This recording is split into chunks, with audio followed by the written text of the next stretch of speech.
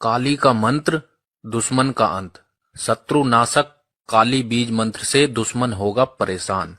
दोस्तों, आज हम शत्रु नाश के लिए शत्रु नाशक काली का बीज मंत्र लेकर आए हैं। यह काली माता का इतना तेज प्रभावकारी शत्रु नाशक मंत्र है जिसके केवल जाप करने से ही शत्रु का अंत होता है, शत्रुता छोड़ देता है। यह काली माता का शक्तिशाली अचूक दुश्मन का नाश करने का मंत्र है। काली माता का मन में ध्यान करते हुए जिस दिशा में आपका शत्रु हो उस दिशा में मुख करके इस मंत्र को बोलना है।